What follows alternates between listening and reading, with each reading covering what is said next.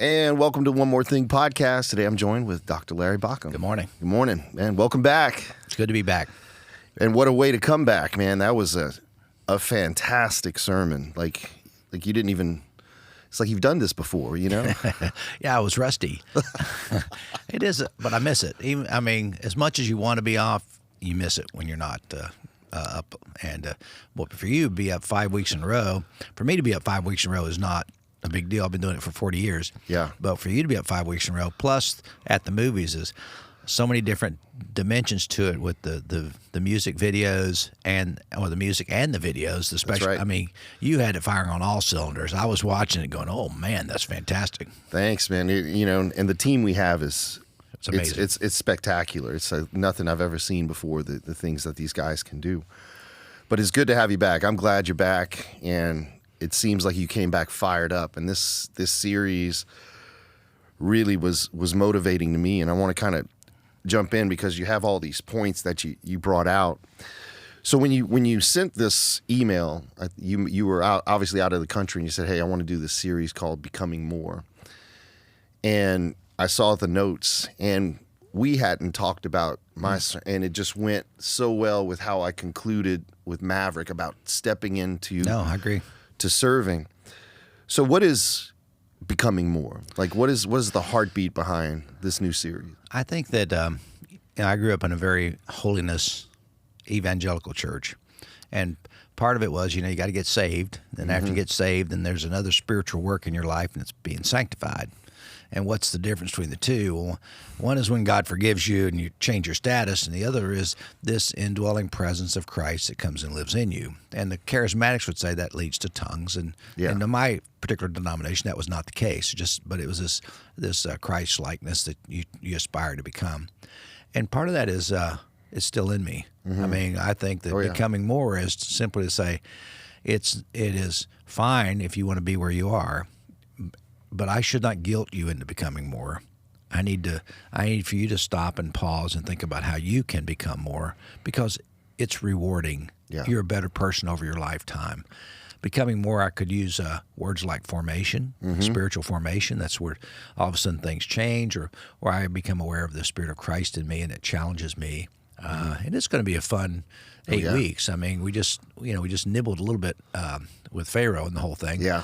But Moses, I mean, gracious. I mean, there's a lot to be said in future weeks about Moses. Yes. But what does it mean to become more? And I want to be more. I mean, I never stop that aspiration. Yeah. I don't want to be static. I don't want to be in the same plateau, but I want to aspire to always be more loving, more kind, more generous, and I really want more of the Spirit of God to live in me, or at least for me to be aware and allow it to live through me. Yeah. Because I think it's already there. It's just this awareness and let it do its thing. But I'm not I'm not devoid of stressors in my life. I mean, there's been a lot of things going on the last couple of years with the senior living facility and COVID and all that stuff that happened. And now that's kind of, it's all pretty much accomplished and done. But there are moments to where I have to go, look, I feel stressed. And one of my stress relievers is to say, okay, back off, put it in perspective. You're healthy. People die of cancer regularly, and I'm very healthy. And I put it in perspective. Yeah, I'm really fortunate for everything in my life, and forgive me, Father, for the times I worry about, what you worry about, whether you eat or drink or what you should wear, but just in the basking in the presence of God in my life, it just helps me cleanse a lot of those things out. That's awesome. Man. And if God can do that for me, He can do it for everybody. So that was one of the parts of the story. Because when you talked about Moses, and I kind of said, okay, where's it going to go? And that's when you said something that was, it stuck with me, and like I had to talk about it. I had to have a dialogue. So Esther and I were talking about. You said, in any given year in America, between 6,000 to 8,000 churches close, and this is just fact, right? But when you use the story of Moses, and this was so brilliant, like, they tried to destroy the Hebrews from the external. And you said, what's interesting is God's church most likely won't be destroyed by anything external to it. It's God's church. Right. But from the internal. And I wanted to ask you that because what do churches do from the inside? Because Esther quotes you a lot because we'll be driving, heading to a beach or whatever, and I'm looking, she goes, baby, are you happy? And I go, mm-hmm. She goes, then tell your face. So she goes, I'm quoting Dr. Baucom right there. And I was like, oh, yeah, I got to remember. Because what's inside doesn't always come out. Right. In the church, you made the claim that a lot of churches often will die and close for no other reason, nothing external. There was no oppression, but there was almost like a deep depression within the church. They didn't know how to become more. And I heard Pete Enns say this once, and this is what I wanted you to respond to. Pete Enns said, the life of any given church will die when that church no longer gives its life away. And I thought that resonated with what you were teaching yesterday. How would you respond to that? How does Suncoast, we are growing at a very healthy rate. How is Suncoast giving its life away? Well, I think our passion is what drives the church. When you lose the passion, you lose the fire, and I think things go awry.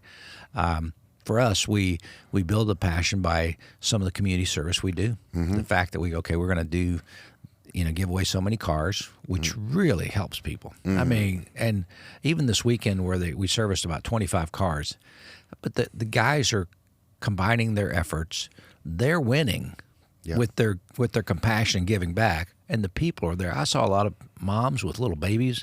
It was like a single mom's oil change again, and it was just so many moms thanking us for everything we're doing, and that's a passion, and but we're not just fixing that, but Bruce, one of the guys in the group, he's got this food thing going, so he wants donuts for everybody, and then he goes to Publix and buys these huge sub sandwiches and chicken platters. So not only are people getting their oil changed, but they're eating a feast. Yeah. I mean, he buys enough for 100 people to eat. Yeah. And the kids are eating, they're all happy, and they're so grateful. And that passion to help people. I think some churches, I need for you to give money, Troy, because the electric bill needs to be paid. Yeah. And, my salary is, the income's down, and I want to raise this year. And all of a sudden it's all about, trying to build something so that we can take the money and keep the ministry going.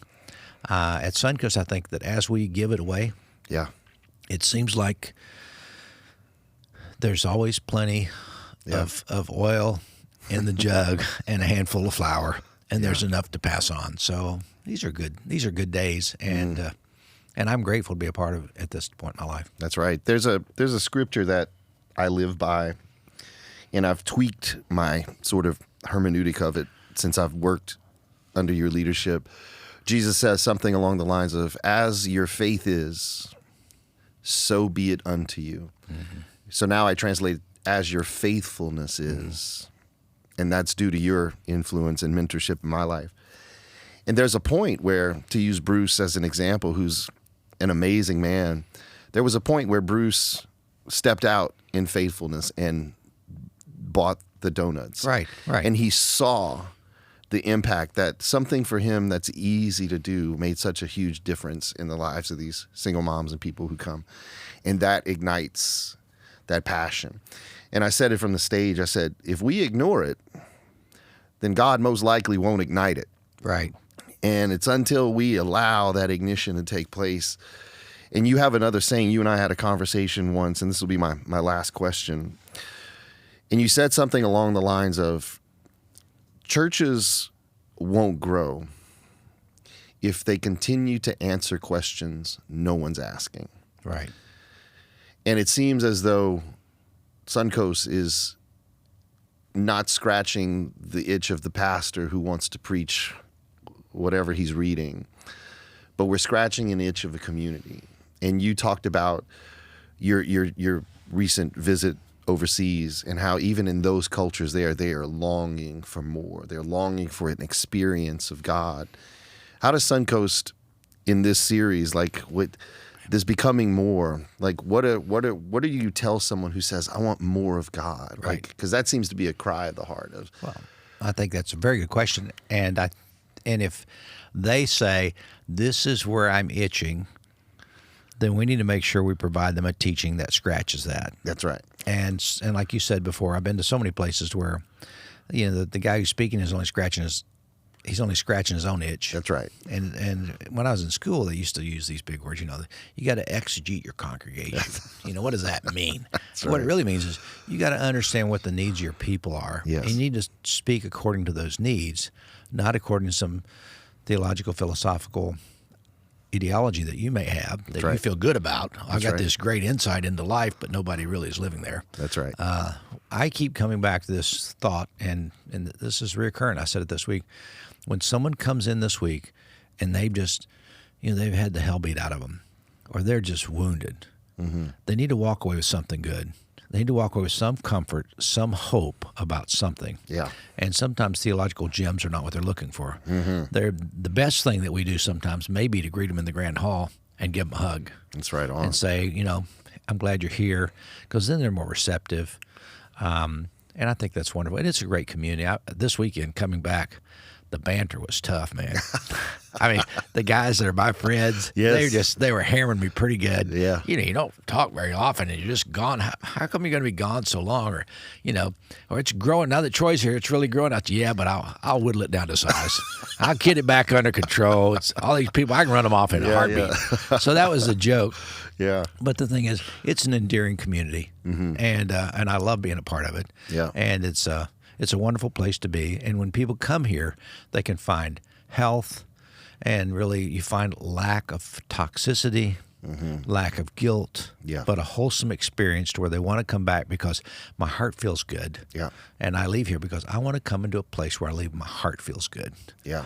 And I think we've done that the best we know how. And I think we'll find new ways to do it better as we progress, because it won't be the same way. That's right. But it's exciting. These are good days for us. And that's what I love about the place is it's like we know there's more to God, and so there's more opportunity for us, and that's what you drive us towards. That's what you push us towards, and I'm just thankful. Me too. I'm ready for this series, man. This is an exciting start, Dr. Baucom. Yeah, we'll have fun with it. Thanks a lot. Thanks for My being pleasure. here.